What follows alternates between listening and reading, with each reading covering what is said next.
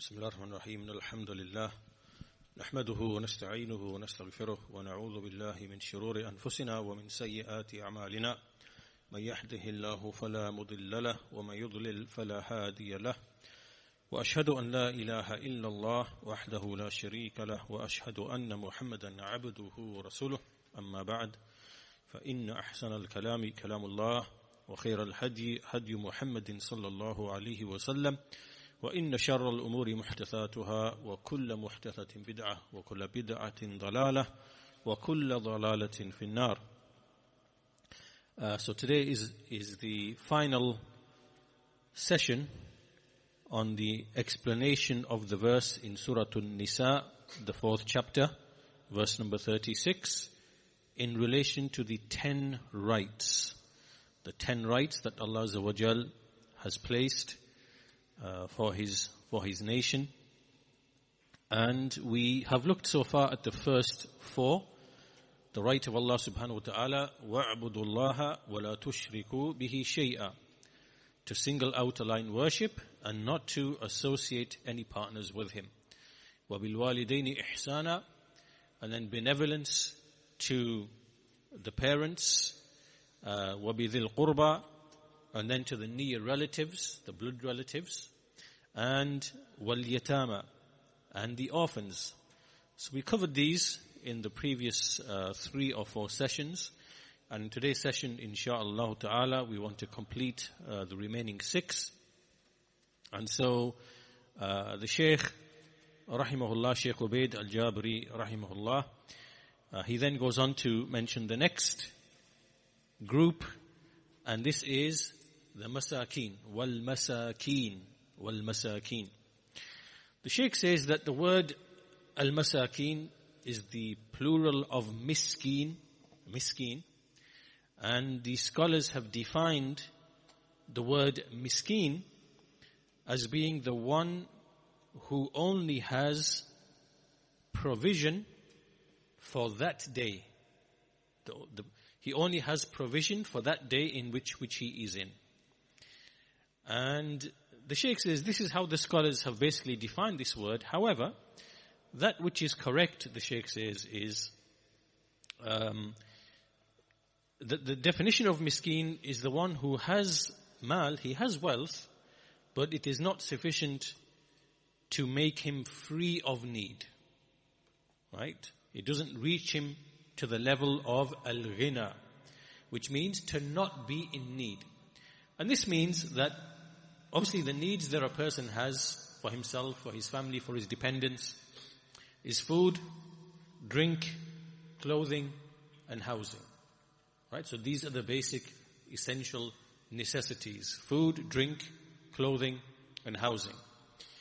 And so a person is said to be a miskin who doesn't have enough to make him free of need, free of want.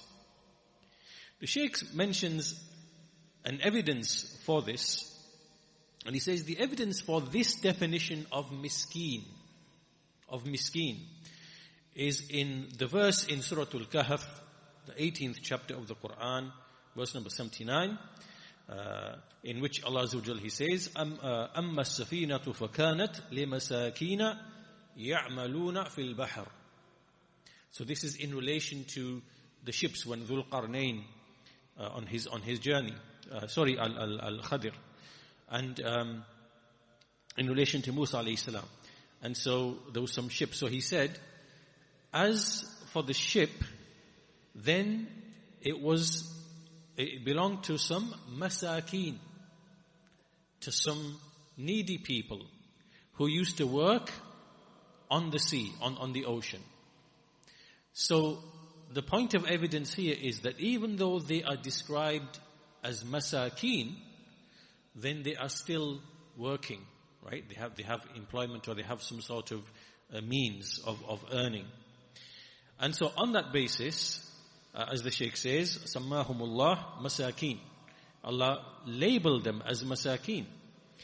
And these people were working on the ship, And this would be similar to in the modern day, the Sheikh says, how, for example, someone, he might own a house, he might have dependents, but he has a wage, and that might be enough to give him a certain amount of provision, or maybe a bit more. And likewise, someone else who might own a house and a car, or numerous cars, and he rents them out, or so he still has some sort of income, but nevertheless, he is unable to fulfill the needs of himself and his dependents and the family whom he is responsible for. Meaning that he can't reach the level of not being in any additional need or support. So, for example, to explain what this means, a person would give his family 2 or 3 meals on a daily basis and have enough clothes for them to, wear, and so on and so forth. And this person who might be working, he earns, but he's not able to feed his family sufficiently. Maybe they can only have 1 meal a day or something, or 2 meals a day or something, or sometimes they go hungry or something like that. Right? So, and they don't have clothes, sufficient clothes to be able to. So, this is a miskeen who's not able to reach the level of al-ghina. Now, the scholars also discuss the difference between the faqir and the miskeen. What is the faqir? What is the miskeen? And basically there's some different views, but the essence of it is that really they are the same thing. A miskeen and a faqir, they are the same thing. However, the faqir is more severe in his need. Right? So he is in poverty, in greater want than a miskeen. Otherwise, generally speaking, the miskeen and the faqir, they basically, the definition is basically the same. He who does not have al-ghina, right, which is sufficiency and freedom from want in his basic needs, his food, his drink, his clothing, and his abode, right?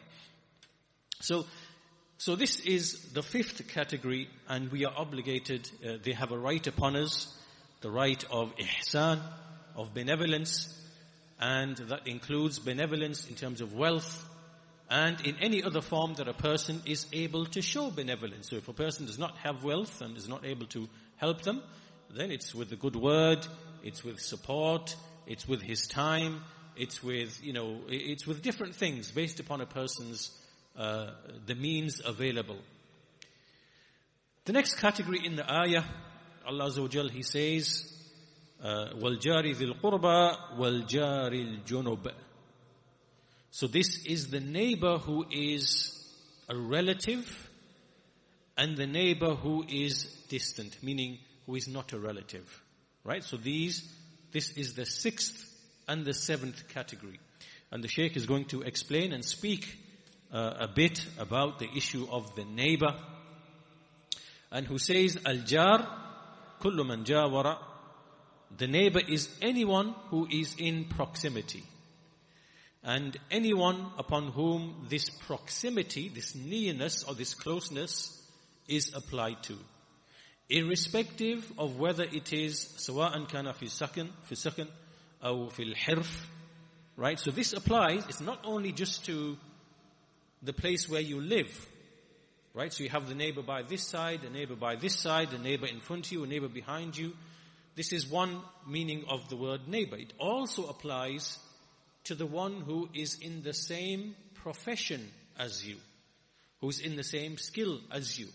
Right? So for example, there are people who accompany each other, or for example in producing goods, or in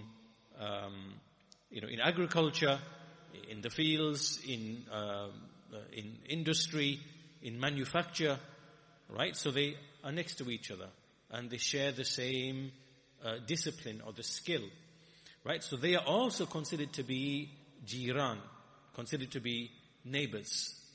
And the Shaykh says that the meaning of the word neighbor, now in English, typically, commonly, we understand neighbor to mean the one who is on this side and the ones who are on that side, right? But in Arabic, the Shaykh says, the word jiran or jar, it is urfi.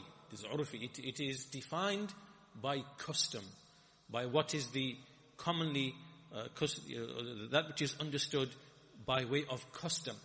And it's not being defined in the Sharia.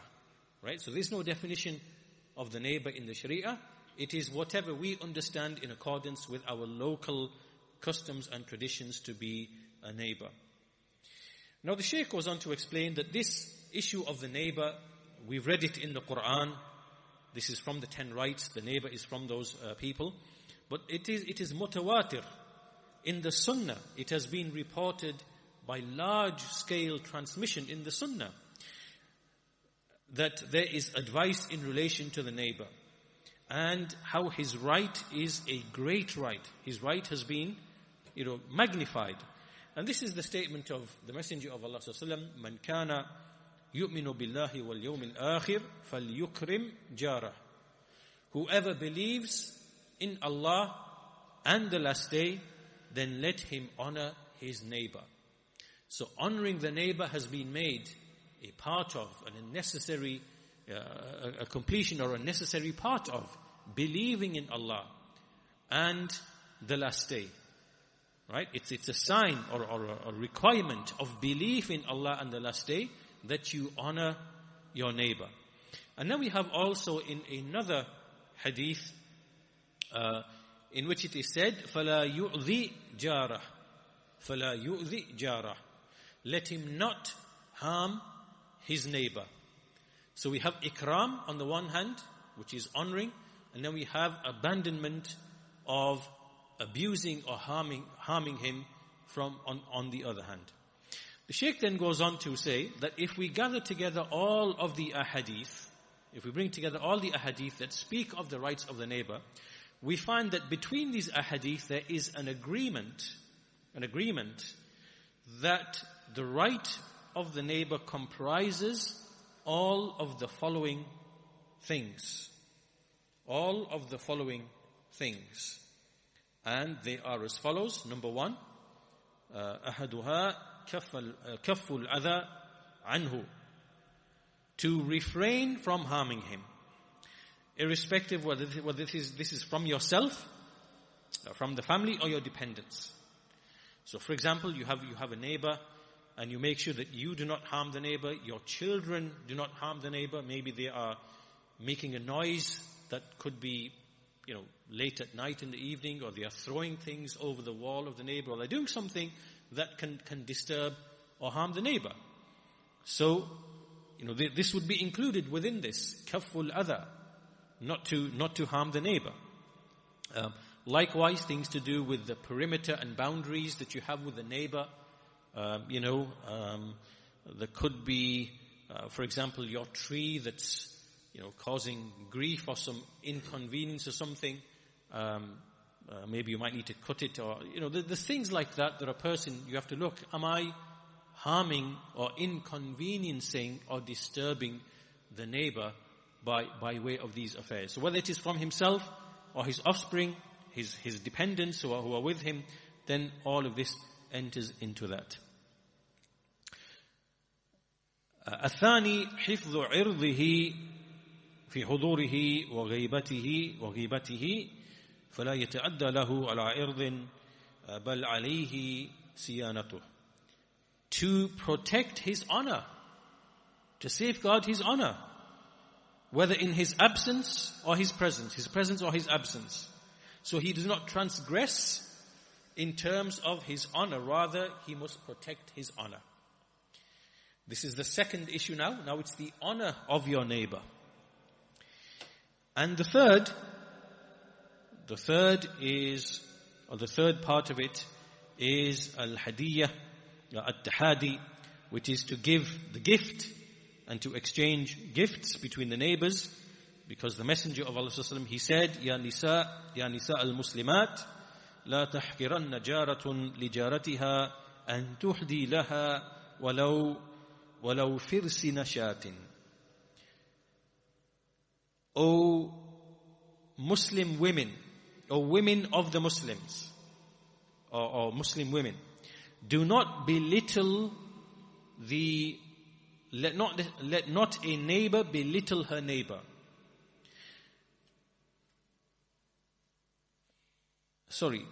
the meaning is, do not let a neighbor belittle it that she should give to her neighbor even a sheep's hoof in like a gift. Do not belittle this, and do not belittle your neighbor to such a degree that you can't even give a sheep's hoof in terms of a gift.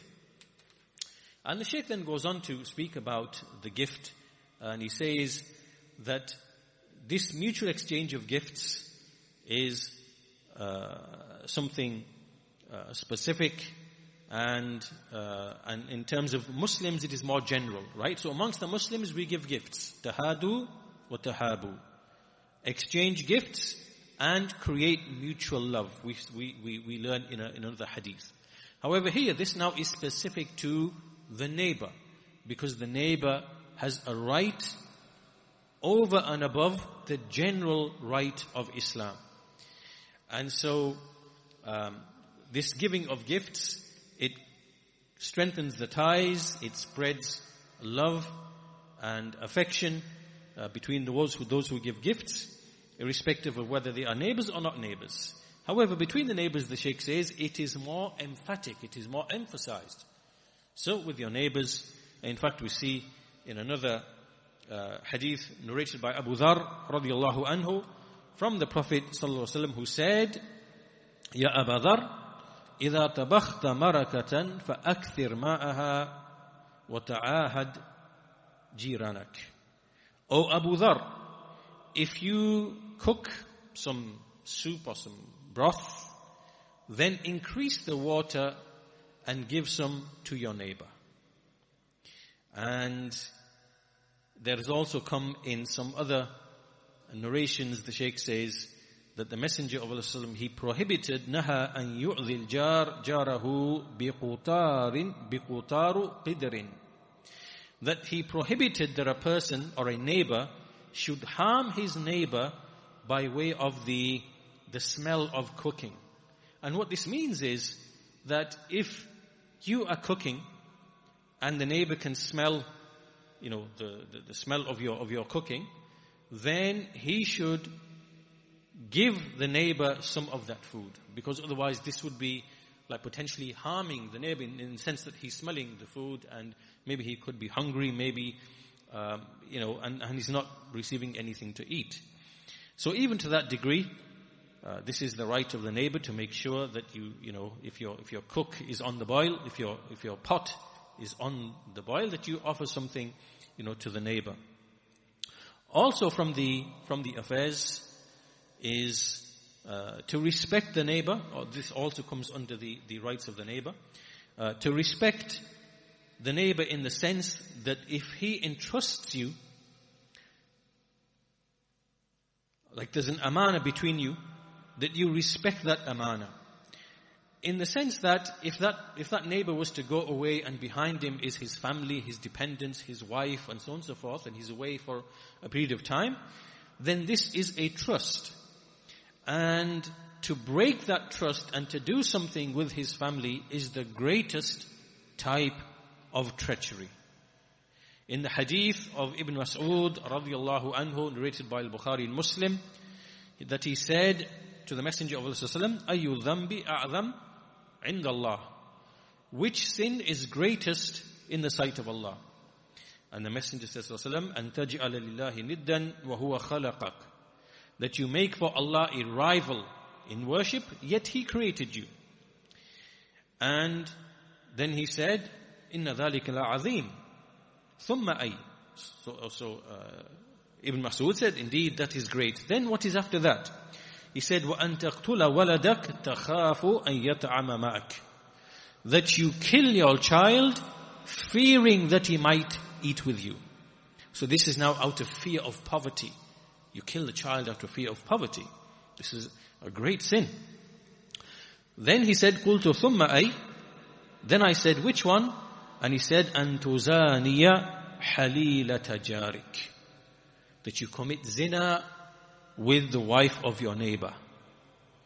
And so this has been made by the Prophet sallallahu alaihi wasallam from the kaba'ir al-dhunub, from the most grave and serious of sins, which is khiyana. It is like a type of treachery towards the neighbor, to the family of the neighbor, in that you violate his honor, and you know, in his absence, and in his, you know, when he does not have knowledge of his household, in his absence, you act treacherously and you take that opportunity to violate his honor and his trust. And the Shaykh says that the reason he's from the major sins is because he acted treacherously towards his neighbor in a situation in which his neighbor placed trust in him. Right? He believed that I can trust my neighbor. He will he will respect my family, and he will respect their right. And, you know, he could be gone for weeks, months, or sometimes even years. It happens that someone has to go away for years.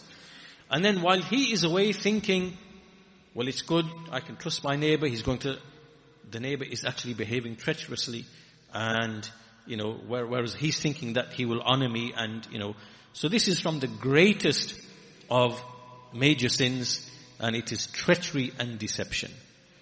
Now, so these are the basic rights when we speak of the neighbor. These are the rights of the neighbor, right? Kaful adha, to withhold from annoying or abusing or harming. Hifdhu irdihi, to safeguard his honor, so that you do not backbite him, you don't speak ill of him, and things like that. And you defend him where he needs to be defended. Thirdly, the giving and exchange of gifts, which in general is among the Muslimin, but among the neighbor it is specific and more emphasized. And fourthly, to respect the honor and the dignity of the neighbor, and not to transgress as it relates to his household. Now, after this, the Shaykh was on to explain the ayah, because in the ayah it mentioned two types of neighbor: wal jari dhil qurba wal jari al junub. So, on the basis of this, the neighbors, the Shaykh says, the neighbors are of three types. Wal jiran thalathatun. Jarun qaribun muslim, a neighbor who is a relative and a Muslim. Right? So a Muslim blood relative neighbor. That's number one. وَجَارٌ مُسْلِمٌ وَلَيْسَ بِقَرِيبٍ. And a neighbor who is a Muslim, but he is not a relative. And then وَجَارٌ لَا مُسْلِمٌ وَلَا قَرِيبٌ وَهُوَ كَافِرٌ. Right? A neighbor who is neither a Muslim, nor is he a blood relative, rather he is a non-Muslim. And the Shaykh says we can also add a fourth category to this as well, which is Jarun Qaribun Kafirun, which is a neighbor who is a blood relative, but he is a disbeliever. Right? So he's a disbeliever, but he, it's a blood relation. So each of these has his particular right. So he speaks about each of these four categories. The first one, al-awwal, it is al-jar al-muslim al-qarib. Right? So this person, the Muslim neighbor, blood relative, he actually has three layers or levels of rights. Three rights stacked on top of each other. Right? It is the right of Islam. He has the right of Islam, haqqul Islam, wa haqqul quraba, the right of blood relation, and the right of being a neighbor. Right? So these are stacked on top of each other. Right? So what are the rights of a Muslim upon a Muslim? Haqqul muslimi ala al-muslimi sit. Right? So when you meet him, you give him salam. When he invites you, you accept his invitation. When he seeks advice from you, you give him advice. When he sneezes, you invoke mercy upon him. And when he's ill, you visit him. And when he dies, you attend his janazah. Right? So these are the general rights that every Muslim has upon another Muslim. Then stacked on top of that one is the right of blood relations. So now there are rights in relation to the dhil qurba. This goes back to the third right in the ayah. Right? So we spoke about that in some depth, about who are the closest ones to you, your parents, right? And then, then you're going upwards, downwards, and sideways, brothers, sisters, uncles. We spoke about all of that. And then on top of that, there's the right of the neighbor as well. Right? So this now includes all of these other things that we said, kaful adha, hifdhu irdihi, and so on and so forth. And so this is the first group. The second group is the jar Muslim, the Muslim neighbor, but who is not a relative. He's not a blood relative. So now he has the right of Islam and the right of being a neighbor. And obviously here there's no kind of other connection between you. You're not like an in-law or a nephew or a niece or a brother or there's nothing like that. It's just Islam and being a neighbor. The third of the four categories is the non-Muslim, who is not a blood relative. So he has the right of being a neighbor only. And the Shaykh then goes on to mention some important piece of advice. And he says that I give some advice to the Muslims who live with non-Muslims in their lands, the Muslims in general, and Ahlul Sunnah specifically. Those who live by side of the non-Muslims in Europe, in Britain, in America, in New York, in Washington, and other places, likewise in India, in all these different places, it is upon them to fulfill the rights of their neighbors and not to transgress against the honor, nor the self, nor the wealth of their neighbor. And if they violate these rights, then they have disobeyed Allah and His Messenger, and they have committed a great crime. Because when the people, when the people of disbelief, when the non-Muslims, when they live by the side of the Muslims, and when they see some deception or bad behavior, then the reputation of the Muslims will be affected. They will speak ill of the reputation of the Muslims, and this is very, very true, as you know and you see, and especially as we have a great deal of immigration and refugees coming from fleeing the Muslim lands, and very sadly they are given safe passage. They come here, they are given housing, clothing, and then they end up doing crime and oppressing the people whose country this is. All of this gives a horrible reputation for Islam and its people. And very, very sadly, this is a phenomenon that the Shaykh rahimahullah is pointing out. That's very important that we do not violate these covenants and these agreements. And the Shaykh says what we see happening every now and then, it happens and we come to know about it by way of the newspapers and the internet, that some of the Muslims, they transgress against their neighboring non-Muslims. This is, he says, it's a khiyana lil amana. It's acting treacherously to the trust. And this in turn, especially in Europe and France and other places, it leads some of the foolish people, those who ascribe to Islam, and he's speaking here specifically here, those who attacked some of the journals and the magazines. He's speaking about Charlie Hebdo, the attack, which then leads to vengeance and revenge and other attacks. Right? So you have foolish people doing these things, and you have foolish people on the other side doing things back. And all of this, from the Jews or the Christians or the atheists or whatever it might be. And they will then come and they will attack Muslims and, even spill blood. All of this is the evil effect of not respecting and honoring the rights of the neighbor.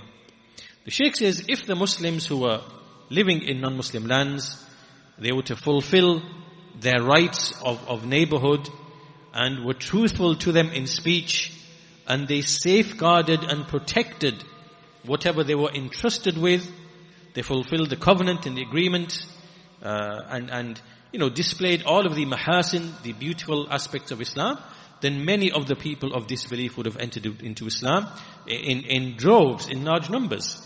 And this, the Shaykh says, is known and experienced in history, in the history of the Islamic da'wah, from its first times. Many non-Muslims, large numbers that cannot be enumerated, they became Muslim. When they saw the Muslims manifesting the beautiful aspects of their religion, and amongst them even were scholars and callers to Islam. Now, on that note, or the last one he mentions, category number 4 is al-qarib, al-jar, al-kafir. Right? So this now is the disbeliever who is not a Muslim, but he's a neighbor and a relative. Neighbor and a blood relative. So he does not have the right of Islam, but he has the right of a neighbor and the right of a blood relative. And so this is what is meant by al-jaril junub. Maybe this is what is meant, the Shaykh says, by wal-jaril junub, right? The distant neighbor. So these are the 4 categories of being a neighbor. And so since we're on this topic, the Shaykh raised the point of, Islam, non-Muslims, and behavior. I want to just mention a few quotations just to highlight the beauty of Islam and the justice of Islam, in the sense that al-adl, justice, is the principle of all relations between Muslims and non-Muslims. And this is the same whether non-Muslims are citizens of a Muslim state, as would be the case with Ahlul Dhimma, or whether it is Muslims who are citizens in a non-Muslim state. Right? The principle is al-adl. It is that of justice. And to highlight the justice of Islam, I want to quote here, maybe you've come across this before, by the Muslim jurist, Ahmed bin Idris al-Misri, who stated, speaking about the dhimma, right? So when non-Muslims want to live in a Muslim state, they pay a nominal fee, which is to exempt them from military duty, and which earns them guaranteed protection. Right? This is the dhimma. And in fact, the word dhimma, because you have many non-Muslim Islam haters who hate Islam, they try to make fun of this word, dhimmi. Do you want to be a dhimmi under Islamic rule?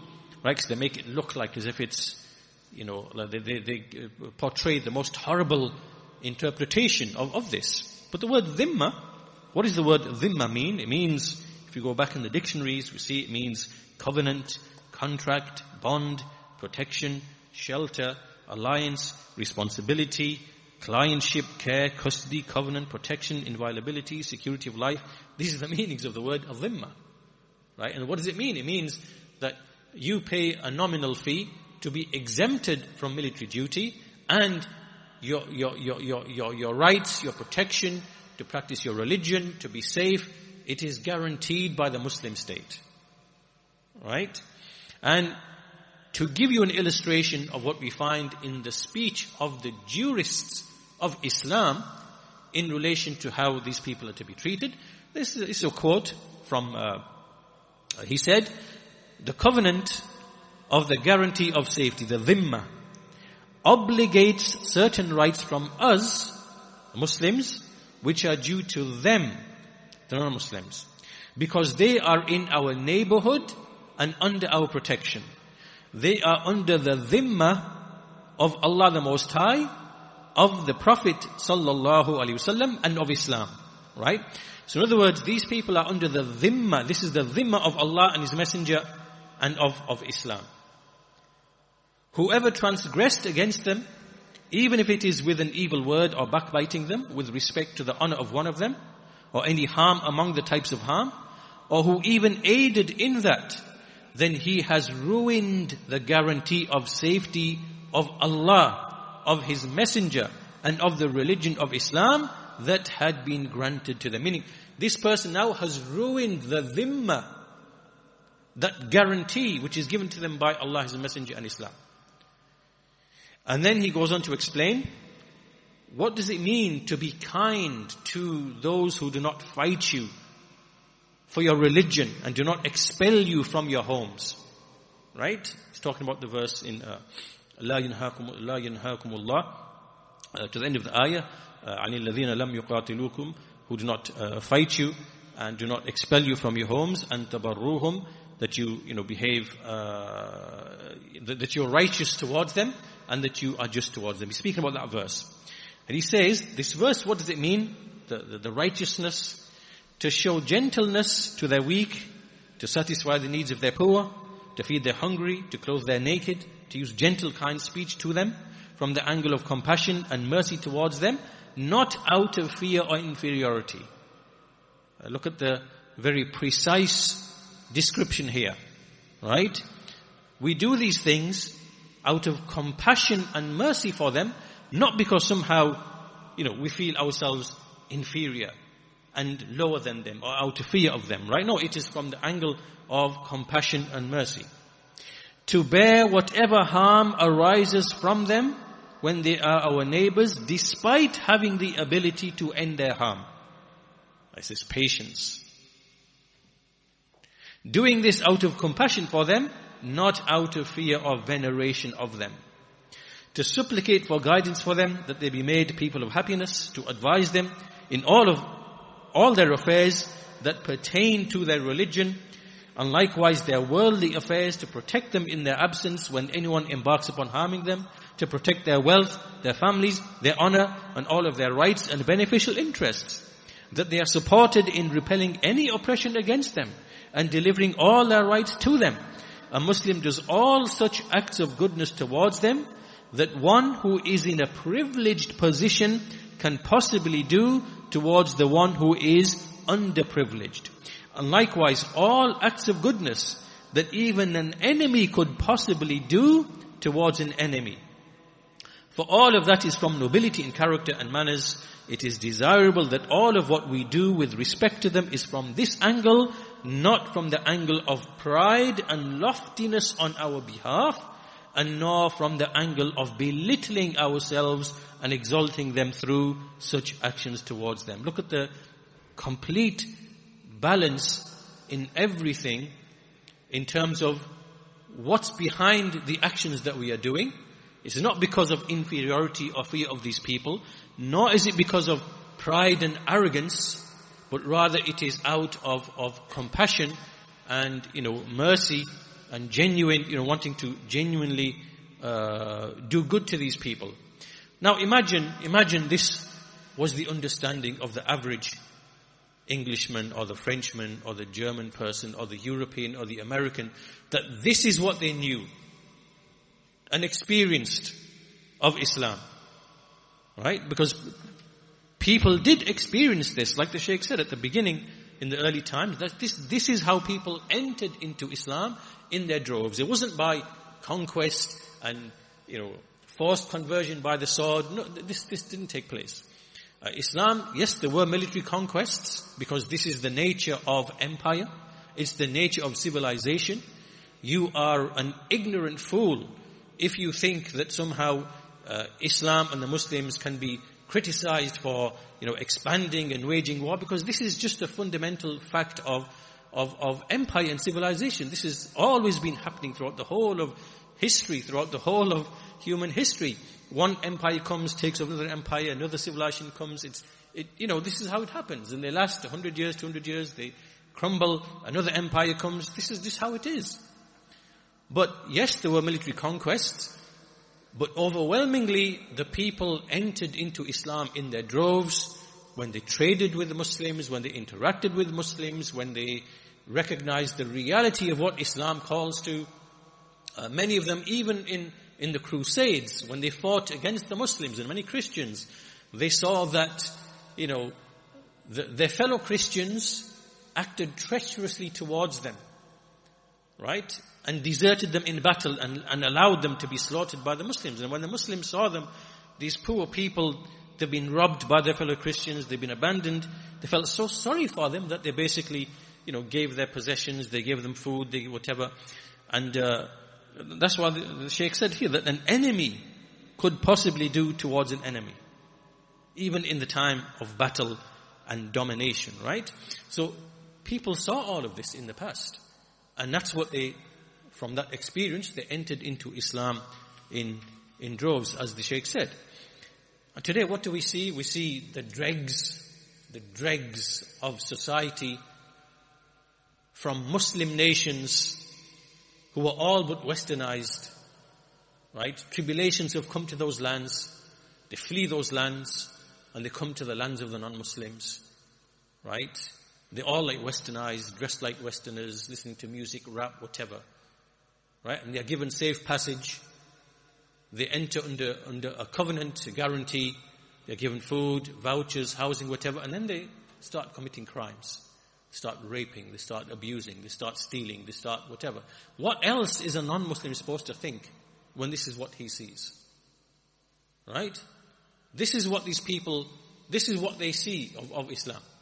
And so for that reason, it is upon, like the Sheikh said, it is upon all of us to convey these teachings of Islam, these beautiful aspects of Islam, practically speaking, by way of leaflets, by way of books, by way of lectures, by way of taking the time to distribute these leaflets to the neighbors. All of this helps, inshallah, to correct people's perceptions, so that whomever Allah has written guidance, then he will be guided by that, inshallah ta'ala.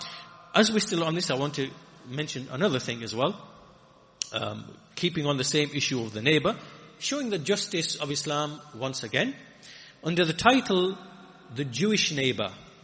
The Jewish neighbor. In the, it's in Al-Adab al-Mufrad of Al-Imam al-Bukhari rahimahullah ta'ala. And it's from Mujahid rahimahullah ta'ala, who said that I was with Abdullah bin Amr, one of the companions of the Messenger of Allah, whilst his servant was preparing a sheep for a meal. And he said, "O servant, when you have finished cooking the meal, then begin by offering to our Jewish neighbor first." Right? So this is a companion of Allah's Messenger sallallahu alaihi wasallam.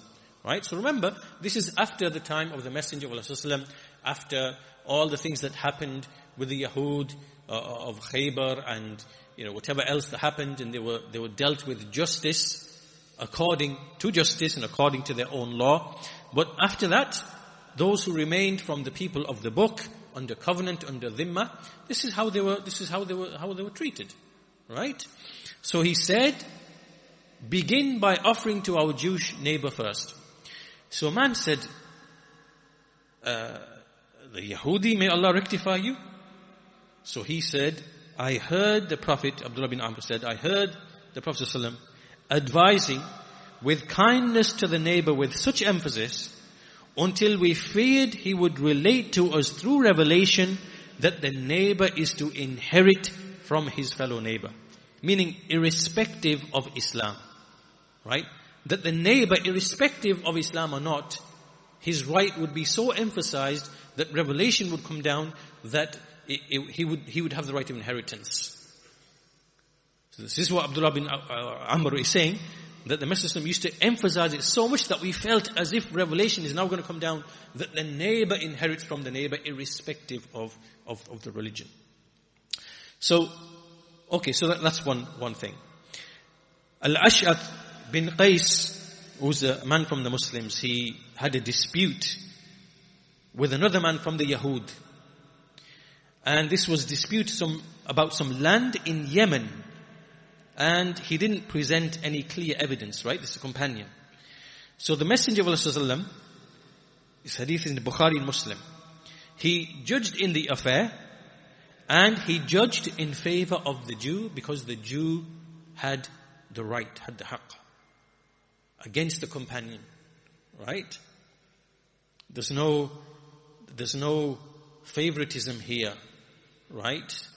Unlike what you see when you go to the books of the Yahud, and especially the Talmud, you see that there's tribal, racial preference. Right? Well, that's a whole topic in itself.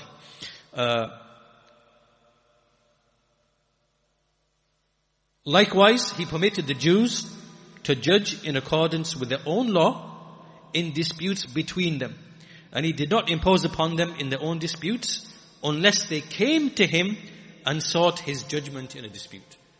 Right? So this now again is the excellence of Islam, in that Islam, they speak about discrimination and, whatever else. But really, if you look at the beauty of Islam, Islam is that if you are Jews or Christians, then you are free to practice according to your own law amongst yourselves. Do whatever you want amongst your own selves. And we won't impose or encroach upon that unless you come to us for justice.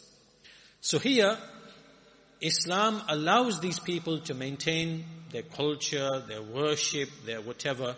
Right? This is the justice of Islam. Whereas, in the so-called fake democracy, hypocrisy, they demand from you, like you see in France. They detest your religion and they want you to abandon your religion. They hate it with a vengeance that they can't even allow a woman to wear a scarf on her head. This is the hatred and the enmity these people have, yet they claim to be people of justice and fairness and mercy. It's not. They are the most enmitous, hate-filled people. All the hate is coming from them. The hate speech, the hate laws, right? These are laws that are based upon hatred of other people and their religion and their tradition and their culture and their values. And they overturn the tables, and using this deceptive speech, which they are masters of, they make it look as if it's the other way around. Right? So this is the superiority of Islam over this fake democracy, hypocrisy, that they celebrate. Likewise, the Prophet ﷺ behaved with justice, benevolence, good manners, fulfilled the trusts. From his good behavior with the Jews is that he would visit their sick, as related by Anas bin Malik. There are a boy among the Jews who would serve the Prophet ﷺ in his chores. He once fell sick. So the messenger went to him and he invited him to Islam. And the boy's father ordered his son to obey the Prophet. Right? So the father ordered him to obey the Prophet and accept Islam. So the son accepted Islam. Likewise, the Messenger of Allah would accept gifts from the Jews. He had trade dealings with the Jews. Aisha radiallahu anha relates that the Messenger of Allah, he purchased some food from a Jew on credit. And he mortgaged his shield for that food, for that the item of food. The Jews would often pass by him, ask him questions about religious matters. Once they asked him about the soul, and the verse came down about the ruh. And he would also supplicate for them for guidance and rectification. And also, at the same time, along with all this just behavior, he would also mete out justice to anyone who acted treacherously or with treason, or who violated the covenants, disturbed the peace, or worked mischief and corruption upon the earth. Be it a Jew or other than a Jew. Right?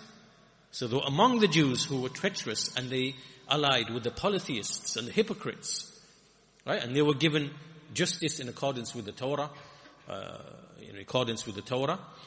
And, so any transgression, the Messenger of Allah, once a man came and, whilst he was a non-Muslim, or on his way to the Messenger of Allah, he raided some people and he stole their wealth. And then when he came to the Messenger of Allah, he wanted to become a Muslim, and he wanted to offer the stolen goods the goods he'd taken by way of robbery and whatever. So the Messenger said, as for your Islam, we accept it, and as for your this, then we have no need of it. Right? So all of this you can see is from the perfect justice of the Messenger of Allah sallallahu alaihi wasallam. And as we said, what defines our relationship with non-Muslims, be it in this situation where they are Ahlul Dhimmah, or whether we are in their lands living under covenant, the other way around, whether it is in peace, whether it is in war, what defines our relationships is justice. And for that reason, that's why you see, even in war, for example, we are prohibited, as outlined by Abu Bakr radiallahu anhu, that we are not to kill the women, we are not to kill the children, we are not to uproot trees, we are not to destroy buildings, we are not to kill the priests and the ascetic worshippers, nor are we to kill the people who are just getting on with their, tilling the fields and doing this and whatever, and they're not involved in the fighting. All of this is from the justice of Islam, in that we only fight those who fight. Right? We fight only those who are actual combatants. And the Messenger of Islam, once he came across a woman who had been killed, and he said, this woman was not to be killed. This woman was not to be killed. And so, in war, as you've seen now, in relation to neighbors, in relation to family, in every respect, you can see that there is complete justice in the Sharia, in Islam, in everything.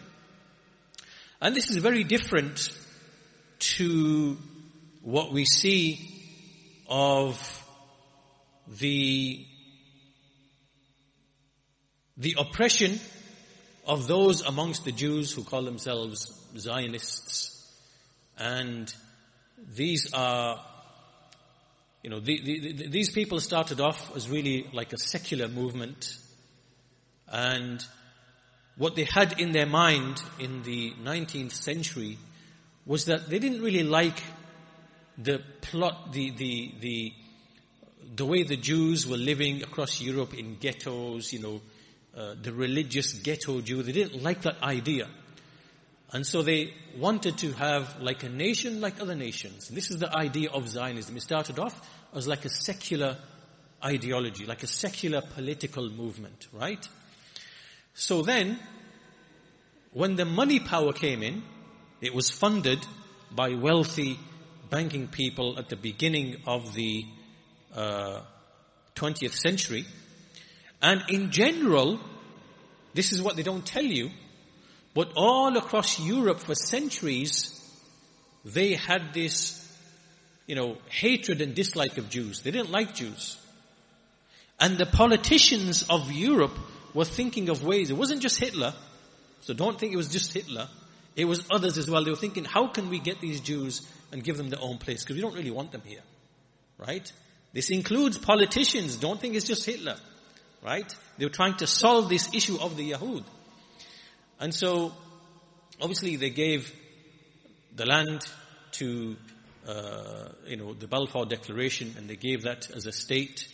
And since that time, the rich and wealthy Yahud, they did two things. The first thing that they did is that they paid a man called Schofield to write a new type of Bible, a new Bible. And within this Bible, the translation and the things would be changed in such a way that the only way you can be a good Christian is to support the Zionist project and to support Israel. Right? This is called the Schofield Bible. And they used that Bible to create a movement which today we know as the Christian Zionists. The Christian Zionists, right, who ally with the Zionists. Really, we consider these as like a domesticated donkey that does the work for the Zionists. Right? So this is one thing. And the second thing is that they began to indoctrinate the average Jew with this political philosophy that being Jewish is a nationality. It's a nationality, right? Being a Jew, they wanted to turn it into a political identity rather than a religion. Do you understand? Right? So it's a bit like this. Imagine like Hizb ut-Tahrir, for example, right? The Khilafah people. And they say, you know what? The Muslim identity should be centered around the Khilafah, should be a political thing, not a religious thing. Right? So then they start nurturing Muslims upon like this political idea of being a Muslim and moving them away from, Islam as a creed, Islam as, so you are politicizing the religion and moving them away, from religion, right? So this is what the Zionists, what they did. So they wanted to turn the ghetto Jew into a nationalistic, patriotic, militarized Jew. And that's what they've done very, very successfully. Right? And so they've made people from all across the world come, go to the state there, military training, whatever, because they are serving a particular purpose. For this reason, many other Jews reject them and reject the Zionist project.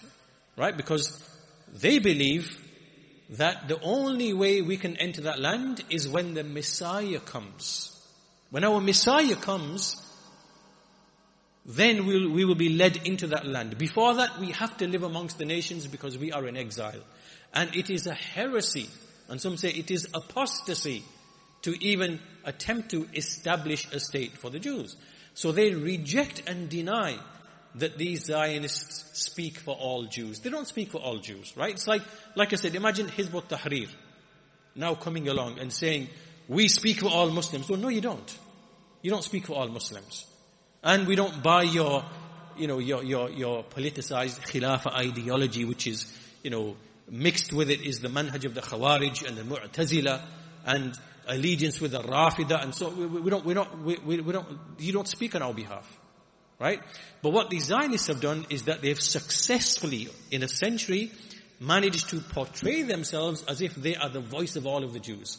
But they are not. Right? And you've seen many, many Jews all across in New York, in London, in other places, denouncing what the Zionists are doing of the butchery and the savagery and the genocide and the ethnic cleansing, upon the ideology of revenge against the Amalekites, right? They have this notion that the enemies are the Amalekites, right? And that's why this Netanyahu, this criminal, he actually used this mention of the Amalekites recently.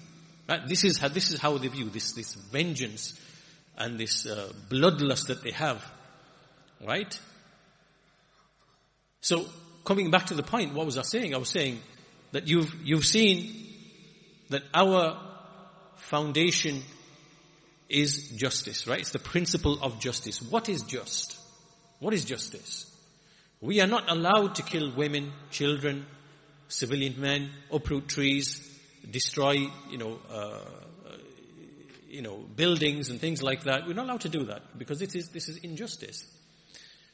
And because we are only fighting because people fight against us in order to hinder the peaceful invitation, the call to Islam. And they want to hinder it. They don't want people to hear it. Right? So they don't want people to be taken from servitude to men to servitude to Allah subhanahu wa ta'ala. Right? To be saved from the clutches of profiteers and exploiters. The one who sell them alcohol, the one who get them addicted to gambling, the ones who get them addicted to fornication, the ones who, Islam's trying to save these people.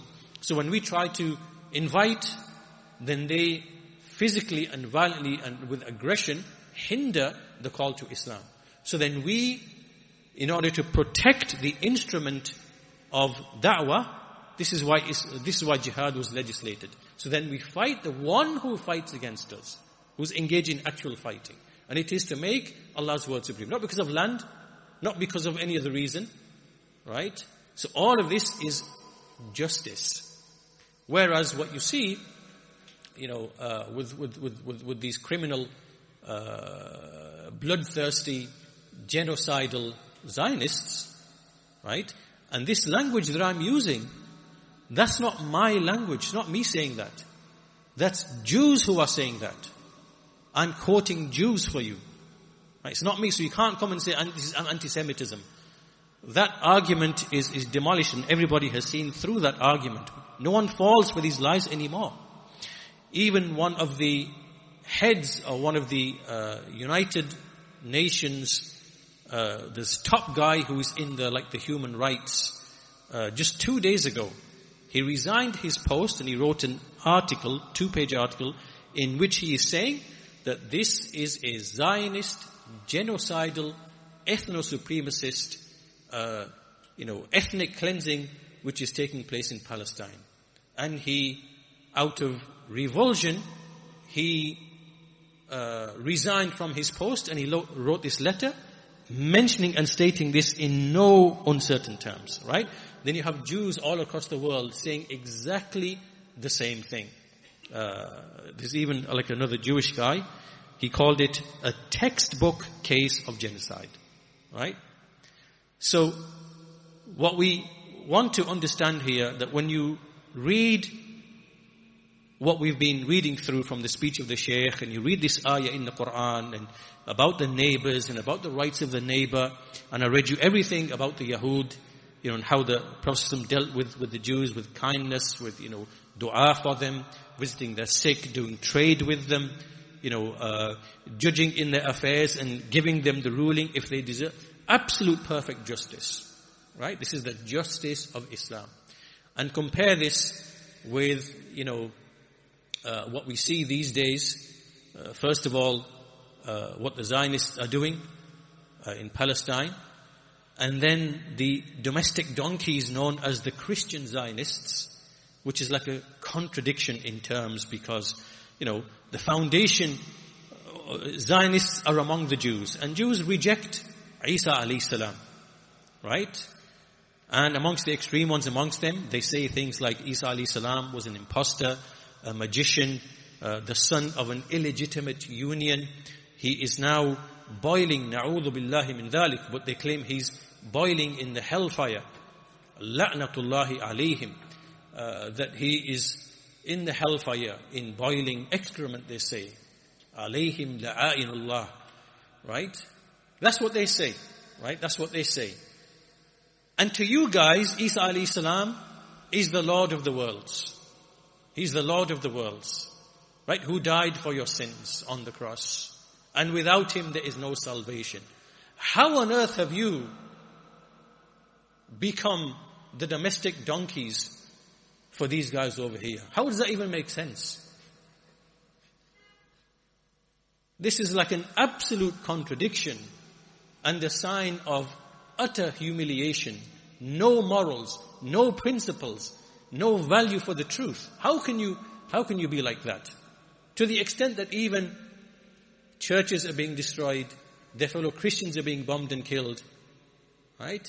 And so really what it comes down to is that these people, they have sold their religion for a paltry price.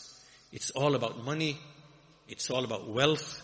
It's all about selling weapons. It's all about profiting from war. Right? And these affairs, justice will be served on Yawmul Qiyamah. And so that's why, we make dua to all of the oppressed, that Allah Azza wa Jal, He removes this oppression, and justice will be done. This is what gives us certainty, right? That justice will be done. And there's only a certain point beyond which that oppression can continue until Allah Azza wa Jal will mete out His justice. So, coming back to where we were, we said, okay, so this finishes the issue with the neighbors. The next part in the ayah was sahibi bil jam. Right, so this is the next right in the ayah. This is right number 8. وَالصَّاحِبِ بِالْجَنْبِ, which means, and the companion by the side. And the companion by the side. This means, the Shaykh says, there are two interpretations of this. The first interpretation is, it's the wife, it's the spouse, right? It's the husband and the wife. This is the sahib bil-jamb. So in other words, every spouse is a partner to the other partner, and so therefore they have to fear Allah Azza wa Jal in respect to each other, and to preserve their rights, to observe their rights, and each spouse has to believe that the other spouse is an amana, is like a trust upon their shoulders. On the Day of Judgment, Allah will ask them about the right. And so this is one interpretation. The other interpretation is wasahibi bil-jamb, means the traveling companion, right? The one whom you're traveling with on a journey. So this now means that obviously this person has a right upon you, you have a right upon them by virtue of you both being travelers. And both of these interpretations are actually correct, right? So the ayah wasahibi bil-jamb, it's a general phrase that the companion who is by your side, this includes the wife, includes the one who you're traveling with, right? So both of these interpretations are correct. They're not contradictory. Both these meanings are included within the ayah. So in other words, the right upon you is according to the circumstances. If it's your spouse, there's a certain right. If it's the one you're traveling with, there's a certain right. So this is number 8. Number 9, وَابْنِ السَّبِيلِ, or وَابْنِ السَّبِيلِ, which is the one who is traveling, the wayfarer, the traveler. And as-sabil is the tariq, is the path, because it leads you to, your destination. And the traveler, the reason he has been given wealth from the zakah, is because when he travels on a journey, maybe is to make it easy for him, and there could be different reasons why he is in need. For example, a person might travel to another place, maybe he has a debtor, there's someone who owes a debt to him. He goes to that place because he's needed the money, but he finds that the debtor is not there, has traveled, or he's died, which means he hasn't got his money. Now he's stuck, now he's in difficulty, right? So now it's upon the Muslims to basically aid him and to help him.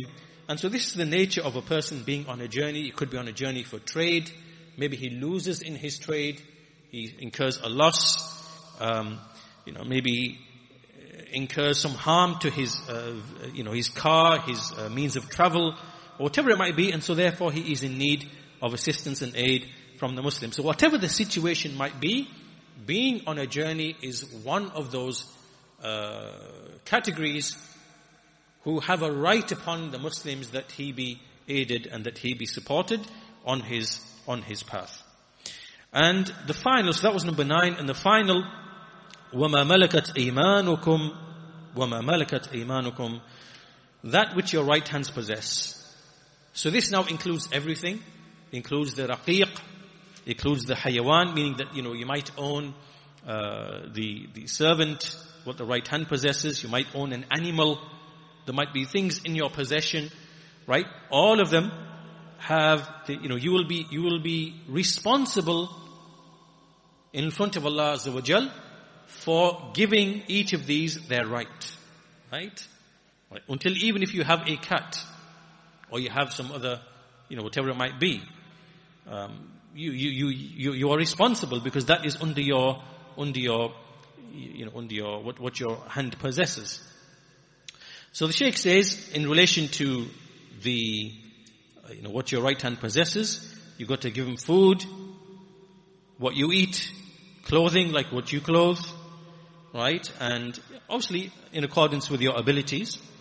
And likewise, if you have animals that you look after, camels, donkeys, things that are under your possession, which are useful for you for certain things, then likewise, you have to spend upon them or feed them or give them their needs in terms of like the pasture, the food, and so on and so forth.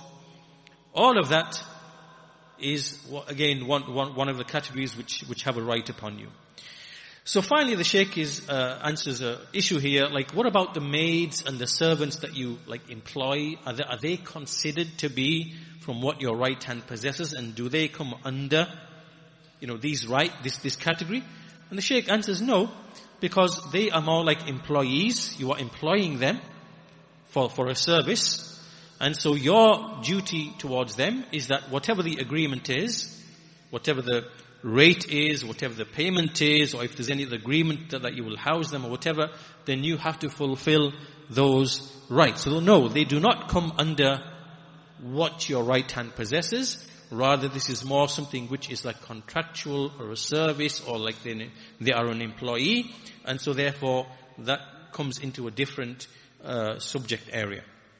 Finally, Allah Azza wa Jal, He finished this verse with the following: إِنَّ اللَّهَ لَا يُحِبُّ مَنْ كَانَ مُخْتَالًا فَخُورًا.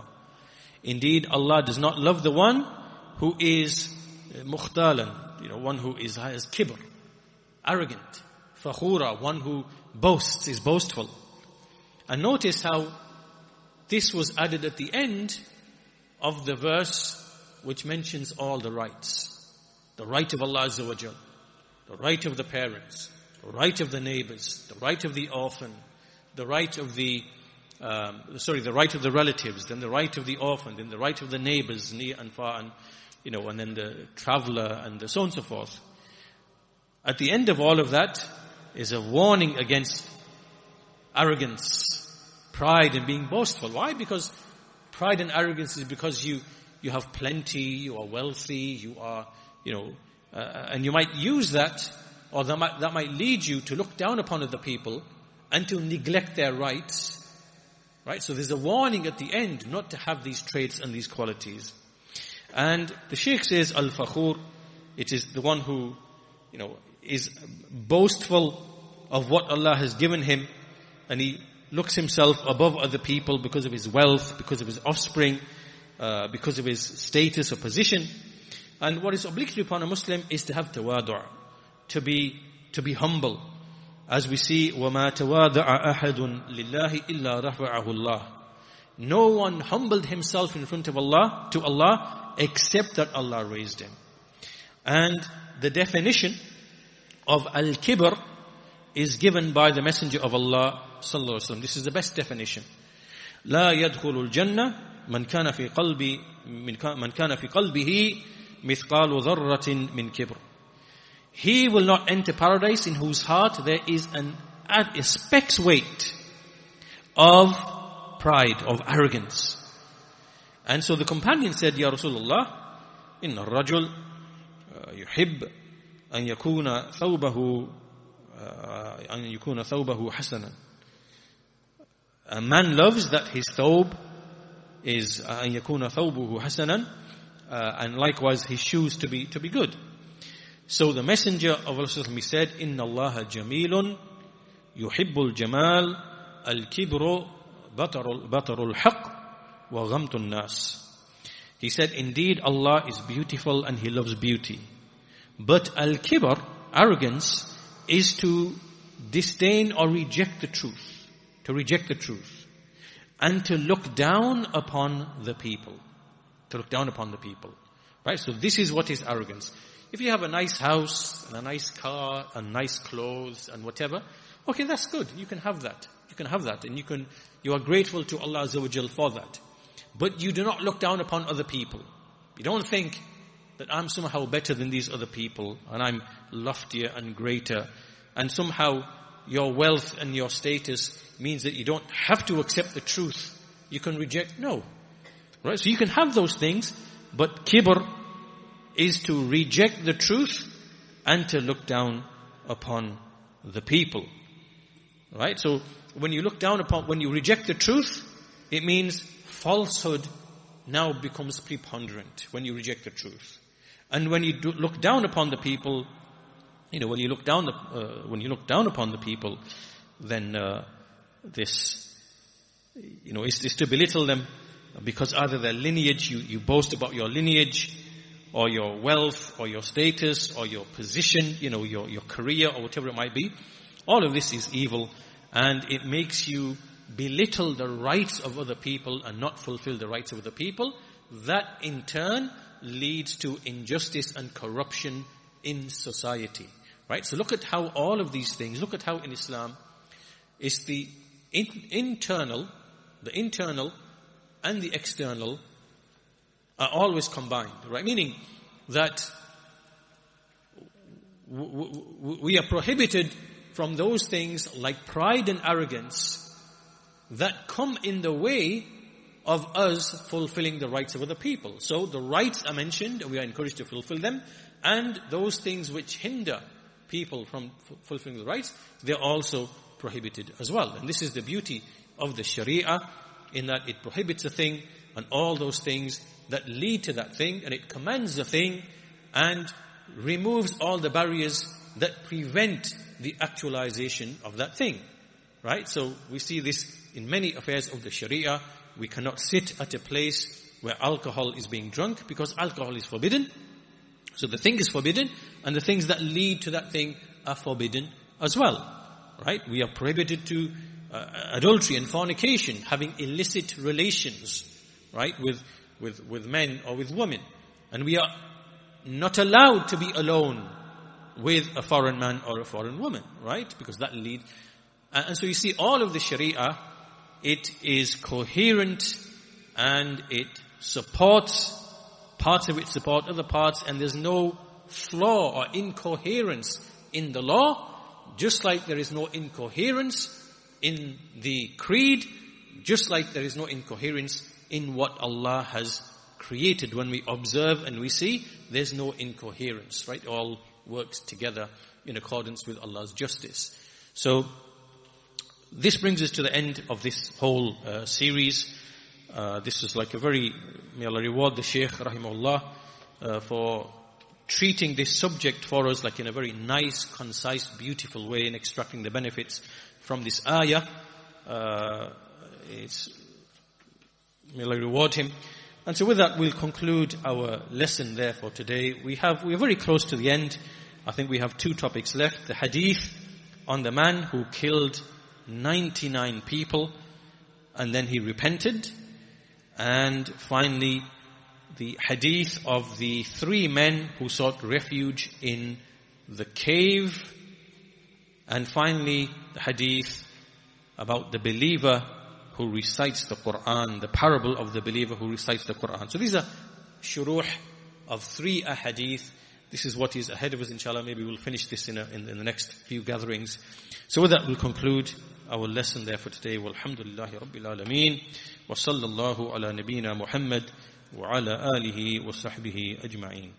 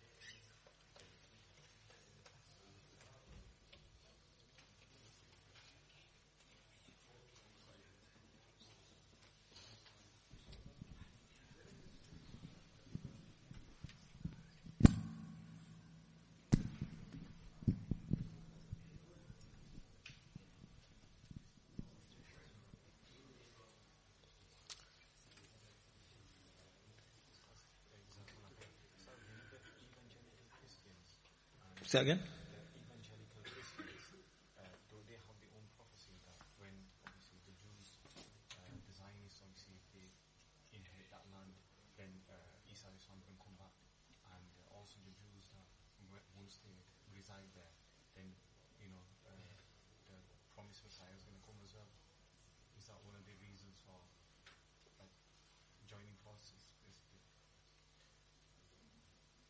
Yeah, that's one of the reasons. Yes, I mean, from their point of view, they, eventually they believe, the evangelical Christians, is that Isa alayhi salam is going to lead them to fight against everybody else and convert everybody else, even the Jews. But as it stands, this alliance that they have, it's like they make this alliance knowing. So, for example, to the Jews, right, the Christians are idolaters. They actually say it. I was watching a video just today of a rabbi saying that, all across the world there are 6 billion idolaters. This is a Jewish rabbi saying this, right? There are 6 billion idolaters. You have the Indians are idolaters. You have the 2 billion Christians who are idol worshippers. You have, right? So this is what the Jews believe about the Christians, that they are actual idol worshippers. So they would never go into a church to pray, because it is a place of idolatry to the Jews, right? Conversely, the Christians, they see the Jews as lost because they rejected Isa alayhi salam, whom they believe to be the Son of God. But they believe that when he does come, he will lead them and convert all the Jews, even if that be by bloodshed. Just as the Jews believe that when the Messiah comes, then he will conquer all the nations, and, including the Christians, will be wiped out because they are idolaters or whatever. And so how can each of these parties with such diametrically opposed beliefs find utility in each other? Right? How do you find utility in each other when the actual belief you are operating from is diametrically opposed? And this is a proof that they are upon batil. Because, like we have, like when you understand the whole issue of iman and irja, and what's inward cannot be separated from what is outward, and the beliefs have to be consistent with the statements and the expression, right? How can this be, so this shows that this for them is not for the sake of Allah. You get what I'm saying? Right? It's a worldly expediency between them both. And that allegiance is obviously against who? Against the people of Islam, And the mask is really coming off. You can see the mask very clearly coming off, that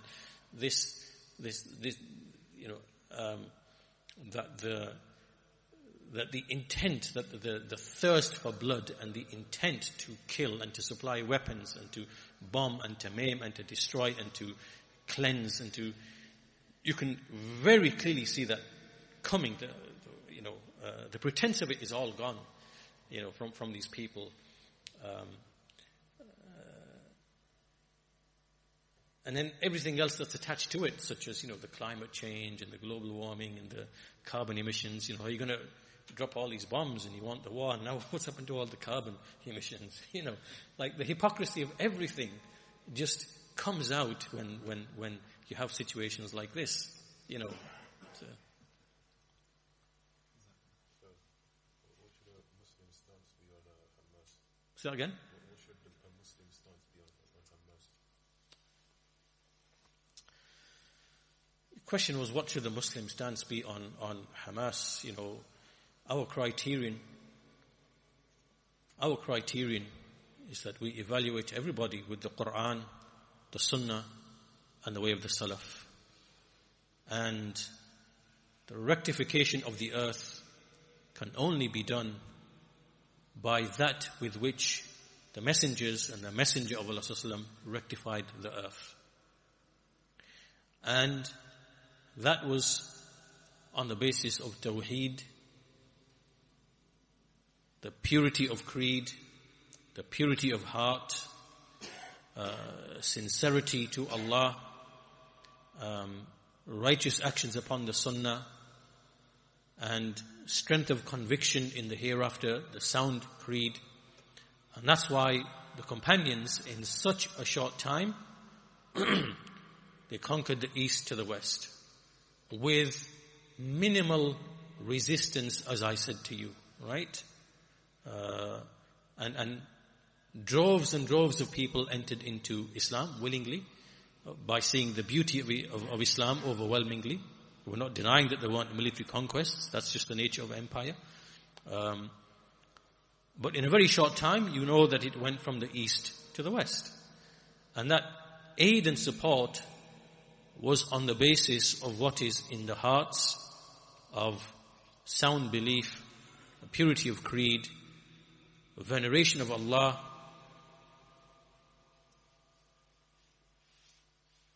Now, when you have the situation that you have, and you see the sad and pitiful state today, where you have amongst the Muslims, you have, for example, the one who believes Allah is everywhere, the one who believes the companions were all apostates, or most of them, the one who believes, you have the communist, right? So you have the socialist, you have the communist, you have all of these people, all of these beliefs, all of these doctrines. And what are they fighting for? They're fighting for worldly grievances. It becomes like, it devolves into a worldly issue, right? And so you have mixed within all of that, you have sin and disobedience in the Muslim nation. And we're speaking about the ummah as a whole, right? Nobody is exempt from this, right? The ruler and the ruled. It's everybody, right? We have all of these things present, and which means that it's really not possible for Allah's aid and Allah's support to be given to the ummah in the way that it was to the Sahaba, because we have all of these barriers and hindrances to that. And so therefore, when we come and look at these kind of groups which are present, whether it is Qaaidah, whether it is Daesh, ISIS, whether it is Hamas, whether it is, whatever it might be, then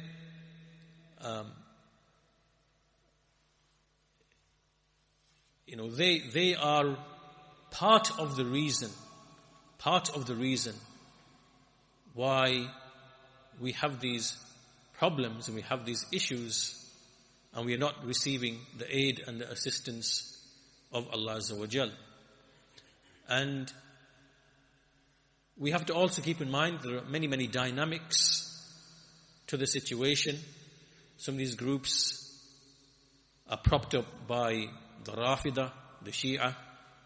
They have their own designs in the region, like Iran, Hezbollah. These are the enemies of Allah, right?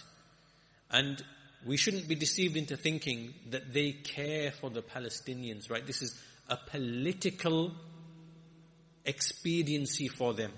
I don't know whether you've seen, there's videos of some of these Shia Imams being very frank and honest. This is where you really hear the truth, right?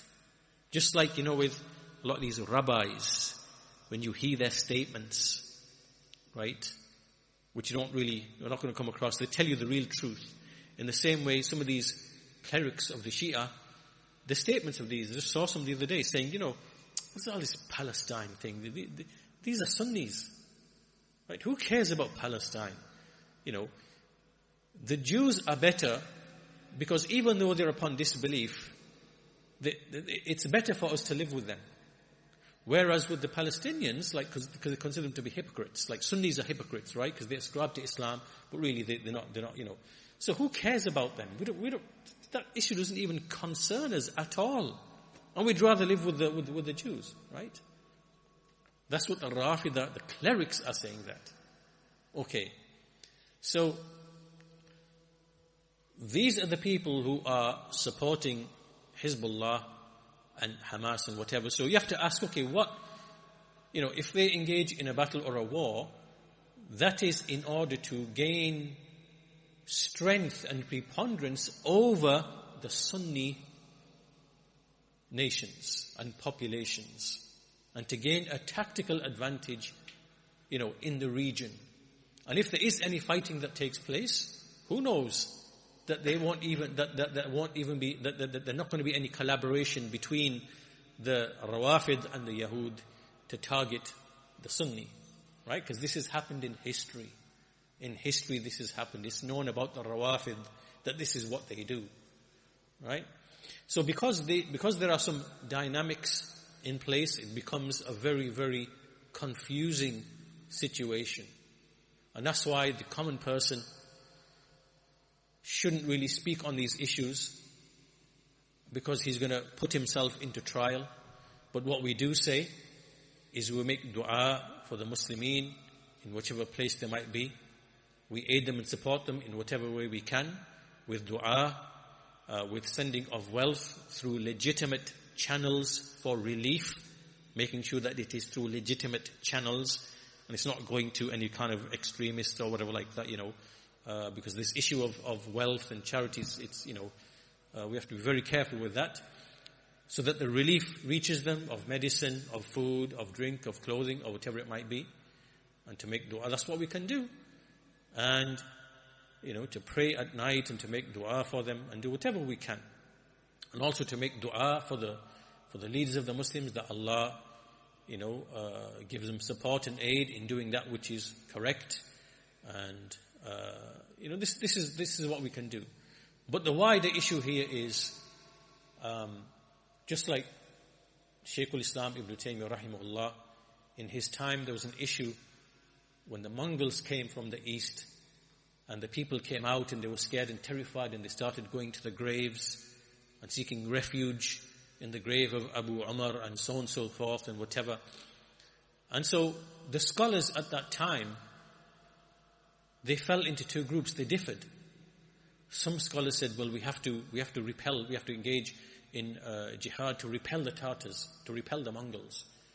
Some others said, no, not really. It's not really the right time to be doing that. So this actual dispute broke out amongst the scholars of that time in the presence of Ibn Taymiyyah rahimahullah. So Ibn Taymiyyah rahimahullah, he advised that we have to spend the time purifying the hearts of the Muslims and inculcating Tawheed in their hearts. So they did that for many, many years. And after that, as Ibn Taymiyyah says, rahimahullah, that the Muslims had so many tremendous victories that they never ever had before.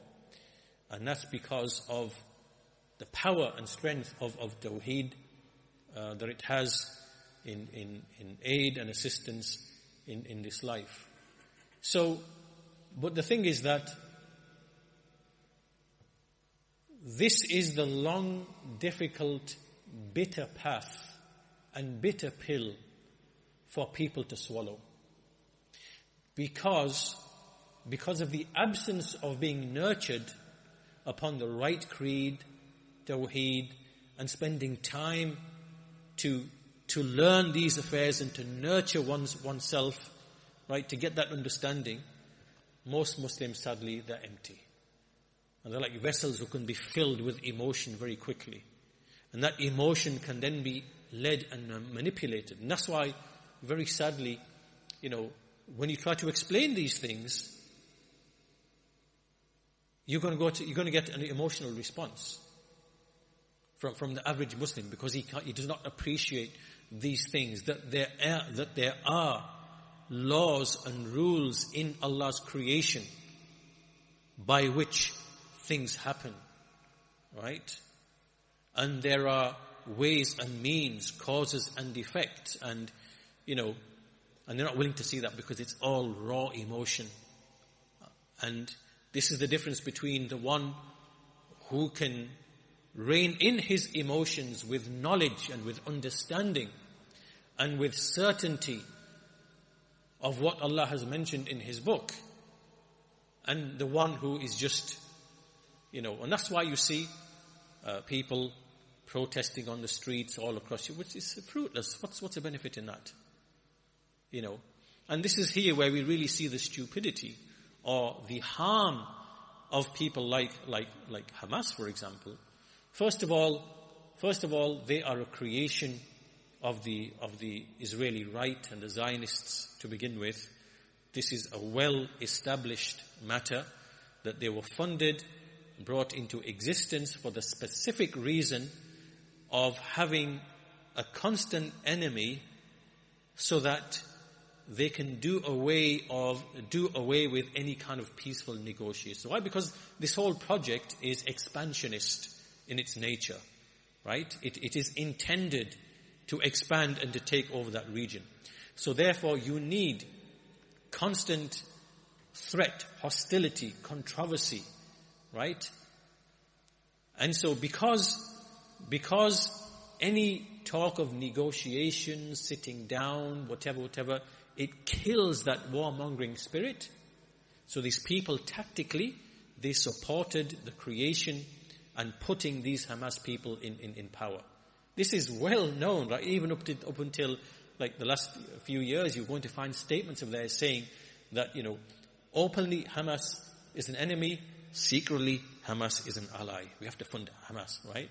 So you have to imagine like the hypocrisy of like, on the one hand, you're funding Hamas. Let's get Hamas to rule over the Palestinians. Let them have democratic elections. Let the Palestinians vote in the Hamas. Let's put all this in place, right? And then, because they're going to be hostile and they don't want any negotiations, they just want whatever, that will then serve our purpose of saying to the world, see, they want to destroy us and whatever, and when hostilities break out, we can then use it as an excuse to expand, the region and to take over Gaza and whatever. This is a ploy, it's a trick, it's a tactic that they are using. And then you see all these crocodile tears about, when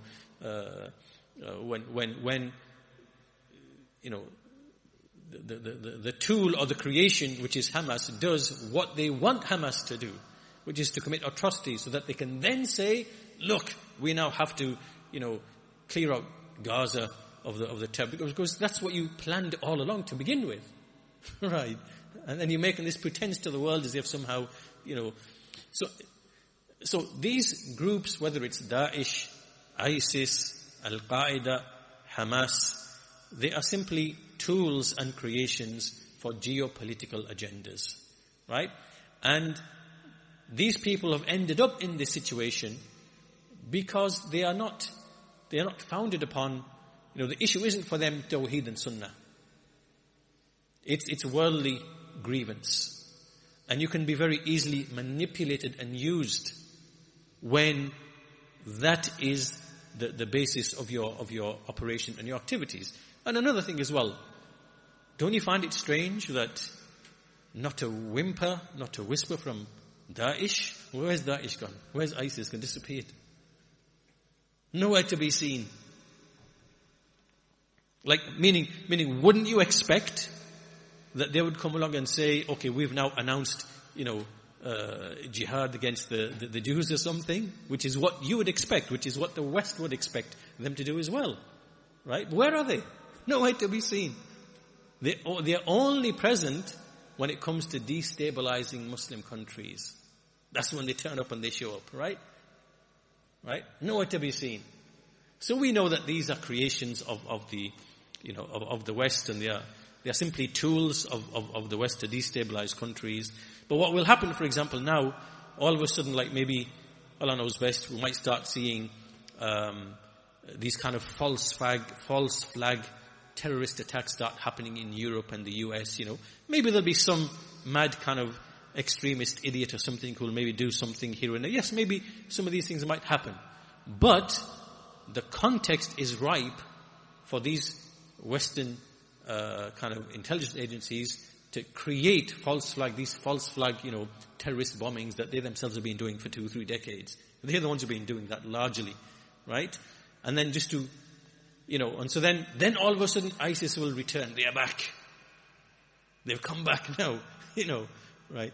So all of this is, I guess in a nutshell, what I'm saying is, the people of innovation and misguidance, in fact it's exactly as I think it's Abu al-Wafa ibn Aqil, I think is the one.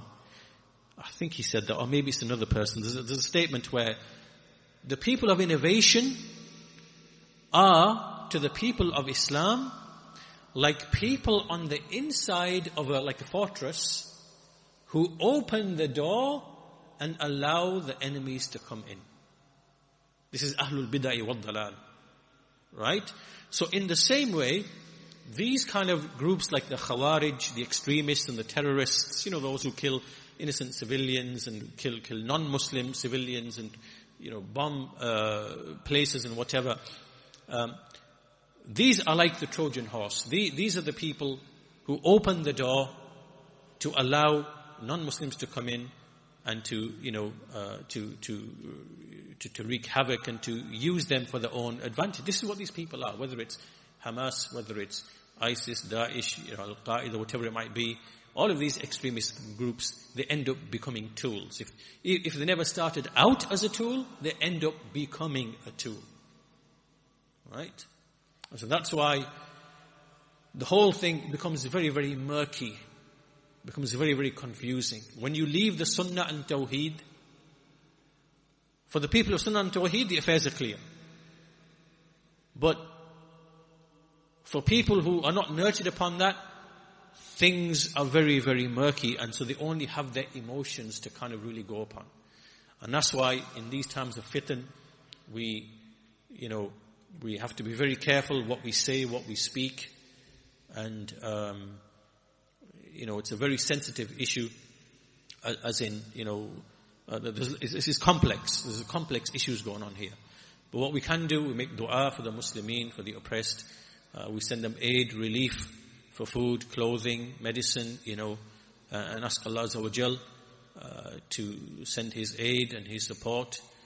And we have yaqeen in the promise of Allah Azza wa Jal, and we know absolutely justice will be done in this life or the next. And that's what we can do, what we can say. We have to continue calling to Allah, calling to Tawheed, calling to the Sunnah. This never stops, right? Because this is paving the way for aid and support, right? So dawah doesn't stop just because of this. We continue because that is the foundation of rectification, right? And it's the moral justification for everything else that follows on from that. So we'll suffice with that, inshaAllah ta'ala. Allah knows best. Walhamdulillahi Rabbil Alameen. Wa sallallahu ala nabiyyina Muhammad wa ala alihi wa sahbihi